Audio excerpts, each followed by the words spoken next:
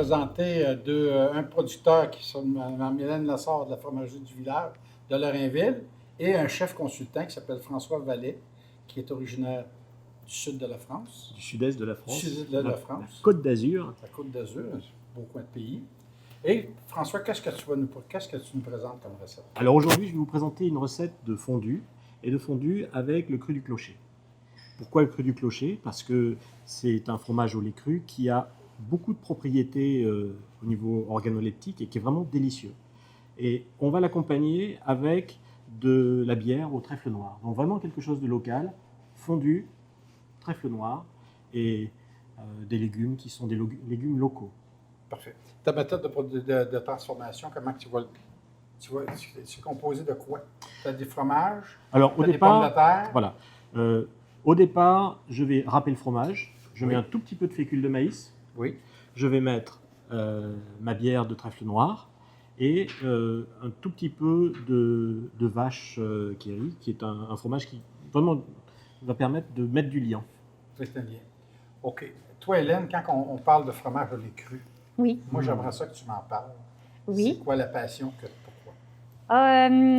L'histoire derrière le cru du clocher, c'est que je souhaitais vraiment faire un fromage comme on faisait avant.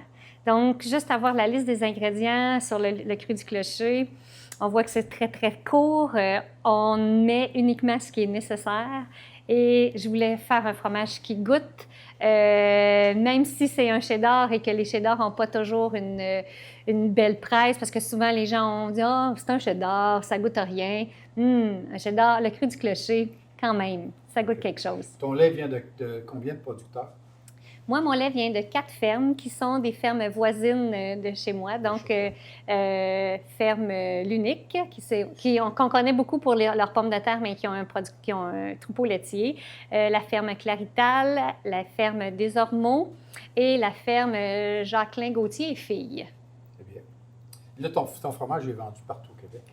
Mes fromages, le cru du clocher, c'est vendu partout au Québec. On développe aussi l'Ontario, mais ça va, selon mes distributeurs, ça va quand même tranquillement pour l'Ontario, mais partout au Québec, on peut retrouver du cru du clocher. Mais tu fais des fromages aussi pasteurisés? Oui, je fais aussi des fromages pasteurisés, mon fromage en grains qu'on retrouve sur le territoire, surtout du Témiscamingue, un peu d'Abitibi et maintenant sur le territoire du Nord-Est ontarien. En passant, le tournage se fait ici au domaine du restaurant l'Éden Rouge, qui est situé à Saint-Bruno-de-Guay. Et on travaille avec des gens du Témiscamingue, donc ce sont tous les gens. Les produits sont originaires d'ici et les cuisiniers et les producteurs sont originaires d'ici.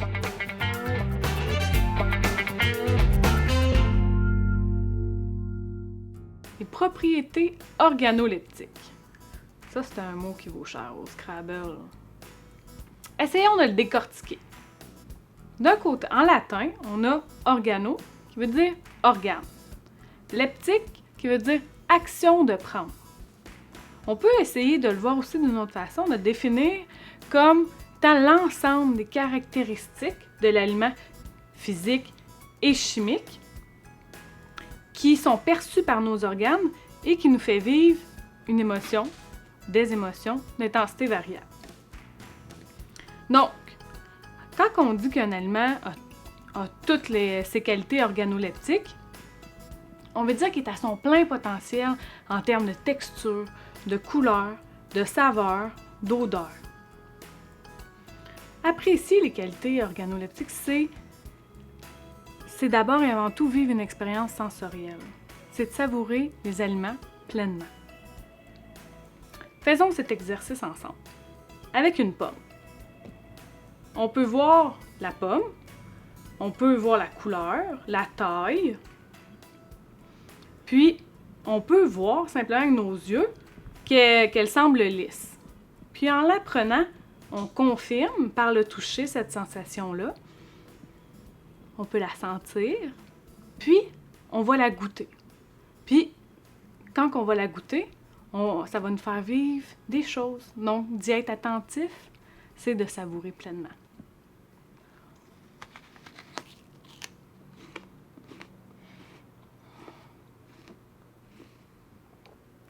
Les probiotiques sont des bactéries ou des levures que les fabricants ajoutent à leurs produits. Ils aident à augmenter l'efficacité des bactéries de notre système digestif et donner un coup de pouce quand elles sont en quantité insuffisante. De façon générale, on les utilise pour le traitement et la prévention des diarrhées. Concrètement, lorsque l'on prend des antibiotiques ou que nous avons une diarrhée du voyageur, cela peut aider à réduire la durée et l'intensité des symptômes. Selon les variétés, le fromage contient des taux variables d'humidité, de gras, de protéines, de sel et de vitamines et minéraux. Prenons l'exemple d'un fromage frais, comme le cottage, et d'un fromage ferme, comme l'emmental. Le fromage cottage va contenir autour de 80% d'humidité, soit d'eau, 0 à 2% de matière grasse, 11% de protéines. Le fromage ferme, de type emmental, va contenir moins d'humidité, soit autour de 35%, plus de matière grasse, autour de 30% de matière grasse, plus de protéines, soit 25%. Donc on peut voir que moins il y a d'humidité, plus il y a de matière grasse, de protéines. Mais je dirais aussi qu'il y a plus de vitamines et minéraux. En effet, plus le fromage est ferme, plus il est concentré en nutriments, dont le calcium, jusqu'à 8 fois plus, le zinc, la vitamine A et le phosphore.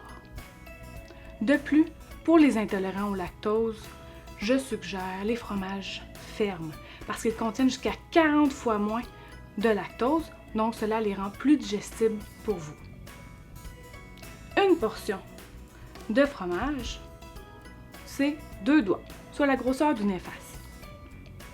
Donc, on peut l'insérer en collation ou pour compléter un repas sans viande.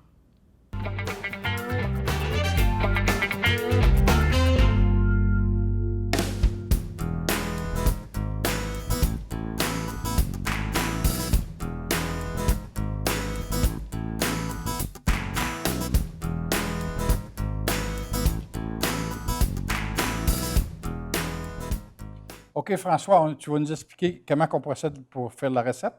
Oui, Fait qu'on commence par les ingrédients. alors l'ingrédient le plus important, ça va être le fromage, Oui. donc cru du clocher. Il faut compter 150 grammes par personne. 150 grammes par Alors personne. c'est facile, le cru du clocher étant 200 grammes, Moitié. une moitié, 3 quarts, c'est une portion pour une personne. Généreux. On va avoir, deuxième ingrédient, ma bière. Oui. Je vais avoir un tout petit peu de fécule de maïs. On va compter une demi-cuillère à thé par portion. Un petit peu de crème fraîche, du sel, et ensuite des légumes pour essayer de faire une assiette qui soit aussi appétissante que possible. Un petit truc qu'on va utiliser aujourd'hui pour faciliter, parce que des fois c'est un petit peu délicat, on utilise un fromage type vache qui sourit pour permettre de mettre un liant, parce que ce qui peut arriver quand on prépare, c'est qu'il y a une séparation entre les protéines du lait et la graisse. Et ça, on veut l'éviter à tout prix. Et donc, pour faciliter la tâche de ceux qui feront cette recette, Cette séparation-là. Ouais. on va éviter la séparation en utilisant la vache qui sourit. Et puis ensuite, des légumes. Alors, on a choisi des légumes locaux, des légumes de l'Éden rouge, à part un champignon, mais on peut prendre tout champignon qui convient. On mettra aussi un petit peu de protéines. Donc, on a une poitrine de volaille qu'on va couper un petit peu. Et puis, pour équilibrer, il y aura du sel, il y aura du poivre. Et on utilisera aussi du miel. Moi, j'utilise le miel Abitémis parce que c'est un miel qui est très délicat et qui va permettre de donner de la rondeur en bouche sans donner trop d'arômes forts, comme un miel qui serait très parfumé avec des essences de fleurs fortes. Donc c'est un miel que j'aime beaucoup utiliser en cuisine. Une fois encore, on utilise un cheddar, mais le cru du clocher, comme c'est un fromage au lait cru, les ferments qui sont bénéfiques sont conservés, et donc on a une richesse aromatique que j'apprécie beaucoup dans une fondue ou même dans d'autres plats. Et c'est une chance d'avoir un fromage de cette qualité. En Amérique du Nord, c'est très difficile de trouver un fromage au lait cru. Et c'est quelque chose que, ayant une culture française et ayant été habitué à la qualité du fromage au lait cru, j'ai eu beaucoup de bonheur à le trouver ici. Donc, on va commencer à procéder. On va prendre une râpe, toute simple, hein, et on va râper. Alors, avec la prise de vue, il fait un peu chaud. Donc, le fromage, c'est bien de le garder au frais le plus longtemps possible pour éviter que, au moment de râper, ça soit un peu délicat. Mais étant dans une cuisine surchauffée, je crois. Légèrement. Ça doit se voir à mon front. Ça se voit dans les couleurs aussi. Voilà, mais dans une cuisine, il y a toujours un petit peu de chaleur, c'est difficile à éviter. Les gens ne se rendent pas compte combien ça peut être oui, on est au feu. de travailler dans une cuisine. Absolument. Supporter des températures assez élevées. Mais, voilà. Comme on dit, on est fait fort. Exactement.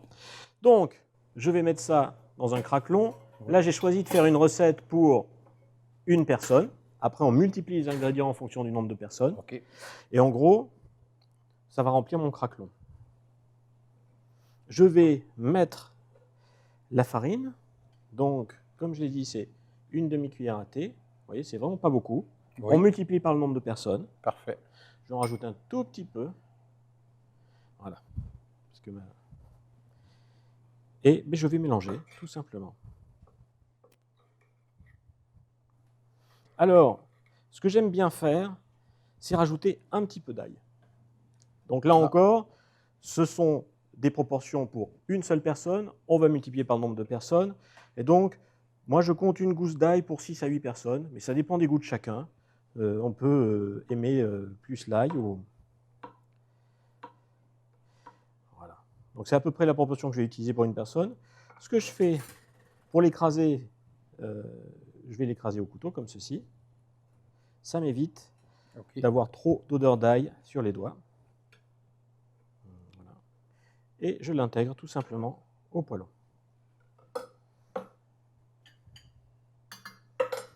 Donc je mélange bien.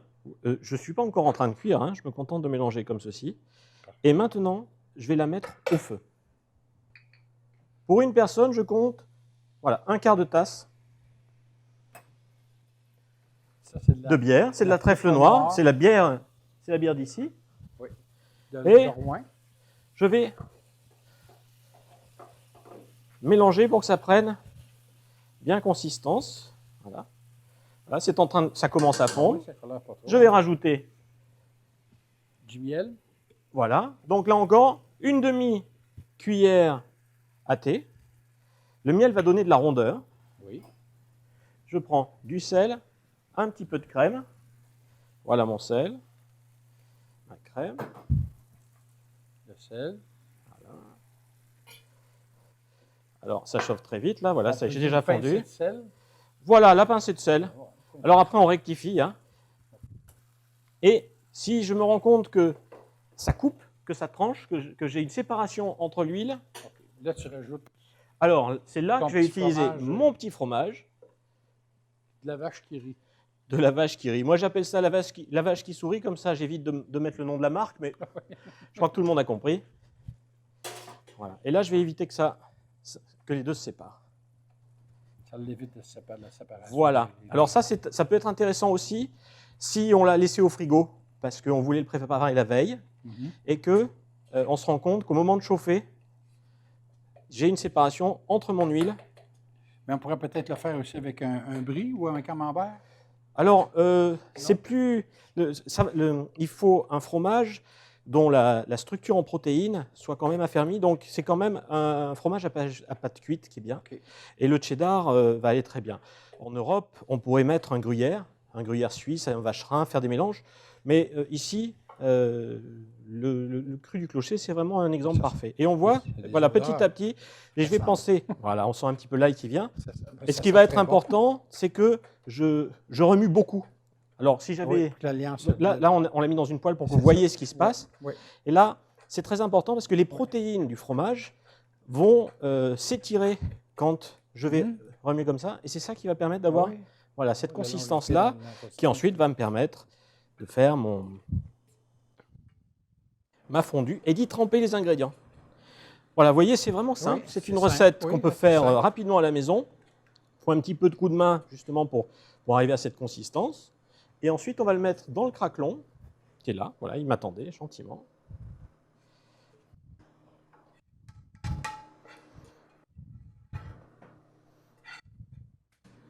Alors après, au fur et à mesure qu'on maîtrise la recette, on va choisir de mettre un peu de crème ou un peu plus de tel ou tel ingrédient. OK. Et voilà.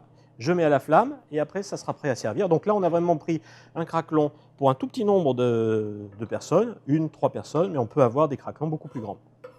Alors, maintenant, ce qu'on va faire, c'est qu'on va mettre des ingrédients pour qu'on puisse tremper.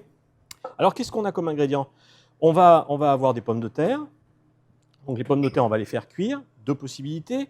Si j'ai des pommes de terre qui sont assez grosses, la peau est assez épaisse et donc je vais enlever la peau. Si j'ai quelque chose qui est plus petit, hein, moi j'appelle ça de la grenaille, Ouais. alors je peux faire cuire avec la peau. On a aussi pris de petits légumes, des carottes, Oui. de couleurs différentes, parce que manger un plat, c'est des arômes, c'est des goûts, mais c'est aussi un petit peu de rêve. C'est aussi des couleurs qui se mélangent. Un petit peu de fraîcheur, un petit peu d'appétit. Donc, Celle que tu fais voilà, ici. exactement. Et quand on va déposer en assiette, on va aussi mettre quelques petites feuilles de salade. Pourquoi ? Pour donner ce sentiment de fraîcheur.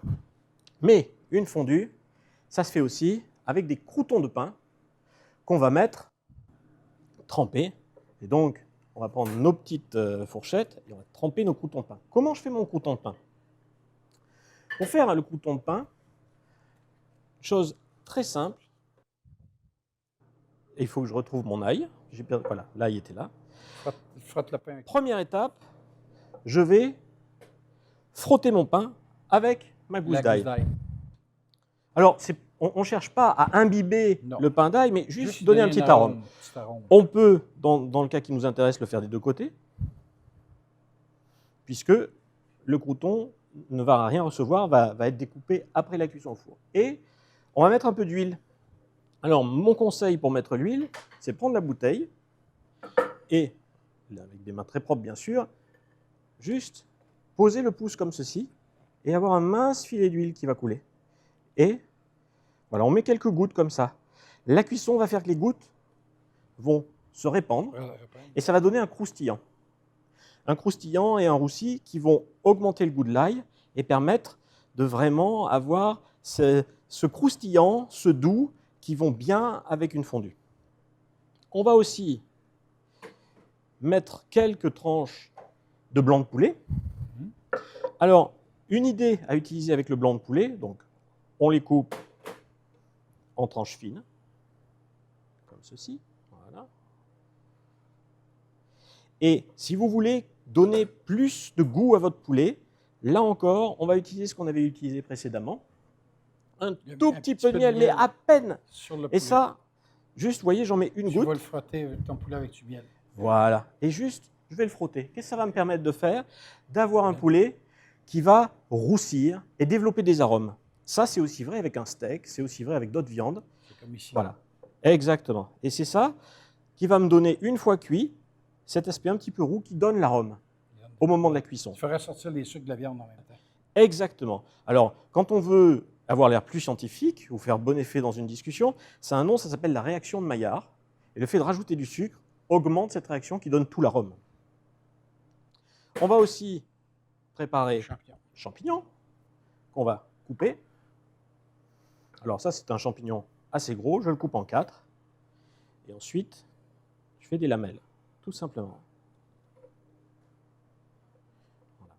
Je le passe à la poêle. Okay. À la poêle, comme tout à l'heure, je vais mettre un petit peu d'ail, de l'huile, du sel, et le tour est joué. Ce qui donne ça ici. Et voilà, on veut obtenir cette consistance-là. C'est bien. Maintenant que ça est fait, on va essayer de faire une assiette qui donne envie. Alors, le poêlon avec la fondue sera partagé par tout le monde, mais il faut que les assiettes fasse rêver un peu. Donc on va prendre une assiette.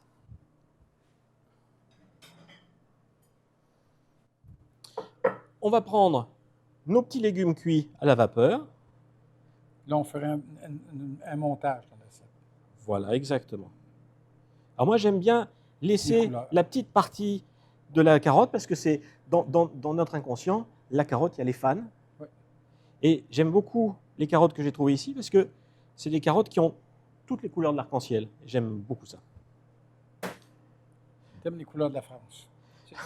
J'aime les couleurs de la vie. Alors, on va prendre des petites tomates. Des petites tomates qui viennent de l'Éden rouge. Voilà, on va les couper. Tomates italiennes. Voilà, exactement. On les coupe en 4.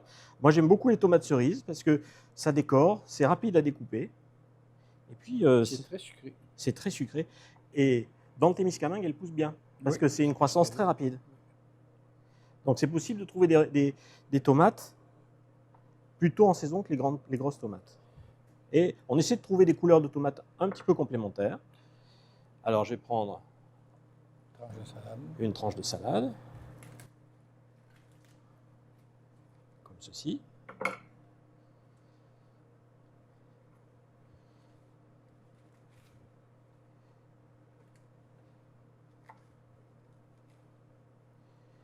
Et on essaie de varier un peu les couleurs, de donner un varier la tout couleur. petit peu de rêve. Voilà. En partant, c'est déjà très appétissant. Fait que tu vois la couleur, Mais quand- les odeurs aussi. Il faut que j'ai ce désir que mes yeux soient déjà en appétit. Et voilà. Et puis, j'ai cuit mon poulet. Donc, je mets quelques petits morceaux. Après, ce qui est possible de faire, c'est d'avoir une première assiette qui est préparée Mhm. et que les convives aient d'autres plats qui, eux, sont partagés. Donc, il y a ce sentiment d'appartenance. J'ai mon assiette avec mes Les croûtons. de pain, Voilà. Donc, je les ai fait rôtir au four à peu près à 350. 350, OK. Juste pour dire qu'ils grillent, qu'ils durcissent un peu. Il faut qu'ils durcissent un peu, Oui. pas Pour, trop. Il ne s'agit pas de faire des l'humidité. croûtons qu'on mettrait dans une salade, C'est couper l'humidité du pain. couper l'humidité du pain Ouais. et qu'il ait quand même une consistance, mais qu'il puisse encore s'imbiber Oui. dans mon croûton. Facilement s'enlever. Il faut mettre une flamme au-dessous de ma fondue de façon à ce qu'elle reste liquide et on sert. Et c'est un mélange de repas partagés et chacun ayant son assiette aussi. Donc il y a la convivialité et l'aspect présentation. personnel. Très belle présentation. Voilà. Alors après, Toi, François, j'ai une question à te poser. En arrivant ici, en région, est-ce que tu en tant que Français, est-ce que tu as trouvé pas mal les éléments que tu cherchais pour faire une bonne cuisine? oh mon Dieu, je ne m'attendais pas à ça. Ça- Ça a été extraordinaire. Oui. Il y a vraiment des produits de très grande qualité, des producteurs remarquables. Je vais te donner un exemple. Le cru du clocher. Mes enfants sont à Montréal et ont cherché un bon cheddar. Et alors, tu sais, tu as le cheddar fort, extra fort, tous pareils. Et puis, il y a le cru du clocher. Et là, tu as le cru du clocher, le 2 ans d'âge. Ah, c'est quelque chose qui a une richesse. Sur le palais, il y a un dégradé d'arômes, c'est riche. Ça vient d'ici. Fait que ça vaut la peine de faire une bonne fondue avec. Ça C'est une vaut la bonne- peine de l'utiliser Dans, toute dans la plein de cuisine, choses. toute la cuisine, Dans plein de choses. en général, Et en général. Le miel. le miel. Parce que dans une cuisine, si on veut corriger une acidité, donner une rondeur, mettre un petit peu de profondeur dans le C'est goût un qu'on miel. trouve, c'est un miel, mais il ne faut pas un miel trop fort, il ne faut pas un miel quelconque. Eh ben, le miel miel d'ici est avec formidable. Et on pourrait multiplier les exemples. Donc, pour moi, venant de France, je ne m'attendais pas à trouver autant d'ingrédients qui font mon bonheur. Donc, c'est vraiment une grande richesse. C'est un beau pays. Et c'est des belles personnes. C'est des belles personnes. C'est bien. Merci.